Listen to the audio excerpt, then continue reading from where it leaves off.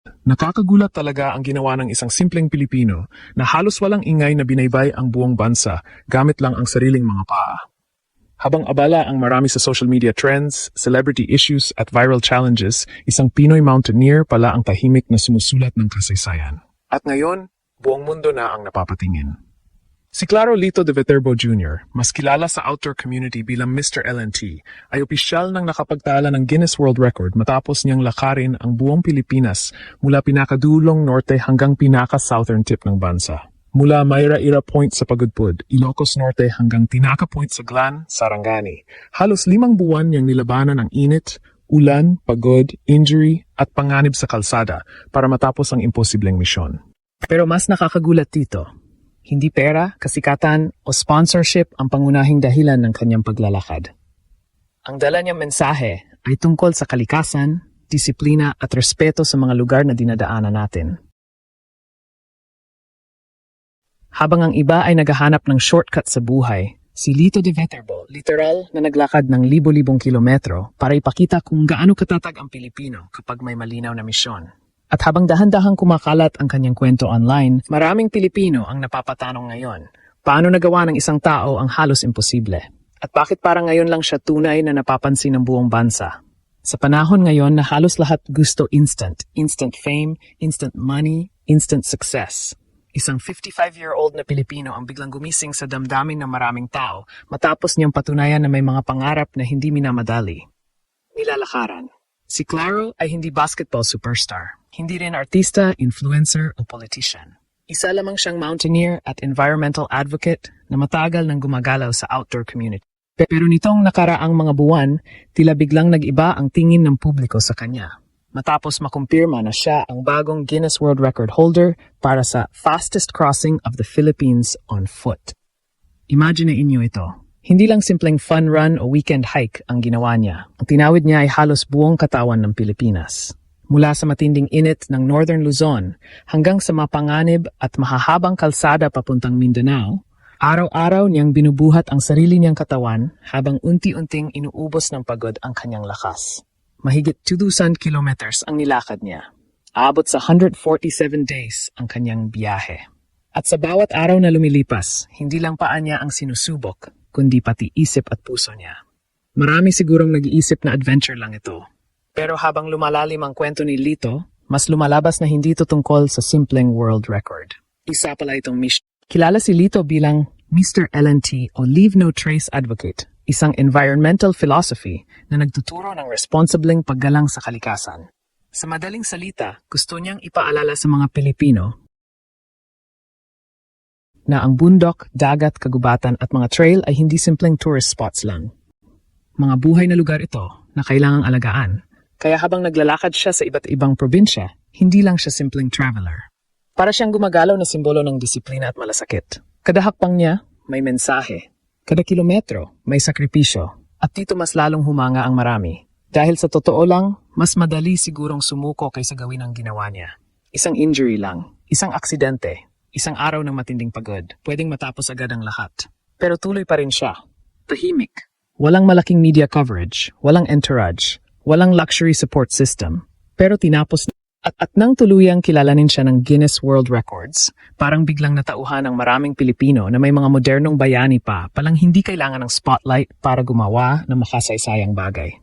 Ang mas matindi, habang ang ibang world records ay ginagawa para lang sa viral fame, ang kay Lito de Viterbo parang may mas malalim na laman. Hindi lang ito tungkol sa bilis ng paglalakad. Parang naging simbolo ito ng tibay ng Pilipino mismo. Tahimik. Pero hindi sumusuko. Habang patuloy na kumakalat online ang kwento ni Lito de Viterbo, maraming Pilipino ang unti-unting napapaisip kung gaano nga ba kabigat ang totoong pinagdaanan niya sa likod ng Guinness World Record na ito. Dahil kung titignan sa simpleng headline, parang madaling sabihin na nilakad niya ang buong Pilipinas. Pero kapag inisip mo ng mabuti, halos imposible pala talaga ito. Hindi lang simpleng lakad ang kalaban dito. Kalaban mo ang init ng araw na kayang magpabigay ng katawan. Kalaban mo ang ulan na kayang sirain ang momentum mo. Kalaban mo ang mga highway na delikado sa gabi. Kalaban mo ang pagod na araw-araw na ipon hanggang sa pati isip mo gusto ng tumigil. At higit sa lahat, kalaban mo ang sarili mo. Sa mahigit 4 na buwan niyang paglalakbay, maraming pagkataon na pwede na siyang umatras. May mga bahagi ng biyahe na halos walang kasiguraduhan kung saan siya matutulog. May mga araw na kailangan niyang magpapatuloy kahit ubos na ang katawan niya. Hindi ito parang cinematic movie na laging may dramatic music at cheering crowd. Kadalasan tahimik lang ang kalsada, tahimik lang ang laban, pero iyon mismo ang dahilan kung bakit mas tumama sa puso ng mga Pilipino ang kanyang kwento. Dahil sa totoo lang, maraming Pilipino ang nakaka-relate sa ganitong klaseng laban. Yung tuloy lang kahit pagod na. Yung hindi pwedeng huminto dahil may misyon kang kailangang tapusin.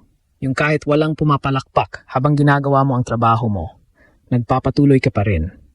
Kaya nang makarating siya sa Tinaca Point sa Glan, Sarangani, ang pinaka-southern endpoint ng kanyang mission. Hindi lang simpleng finish line ang tinawid niya. Para yung culmination ng libo-libong tahimik na hakbang ng determinasyon. At doon lalong lumakas ang impact ng kanyang achievement. Dahil biglang nakita ng publiko na hindi pala kailangan maging celebrity para gumawa ng bagay na world class. Hindi kailangan milyon ng followers. Hindi kailangan flashy ang lifestyle. Minsan ang tunay na kabayanihan nasa consistency.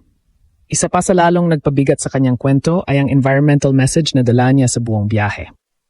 Habang dumadaan siya sa iba't ibang lugar sa Pilipinas, paulit-ulit niyang pinapaalala ang kahalagahan ng leave no trace mindset, isang prinsipyo na nagtuturo ng responsibleng pakikitungo sa kalikasan.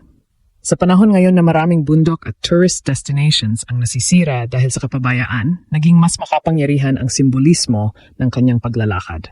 Hindi lang siya basta tumawid ng bansa. Parang ipinakita rin niya kung gaano kaganda at kahalaga ang Pilipinas kapag inalagaan natin ito. At dito lalong naging emotional ang reaksyon ng marami online. Kasi habang ang ibang tao ay gumagamit ng social media para magpasikat, si Lito de Viterbo ginamit ang sariling katawan niya para magdala ng mensahe para sa bansa.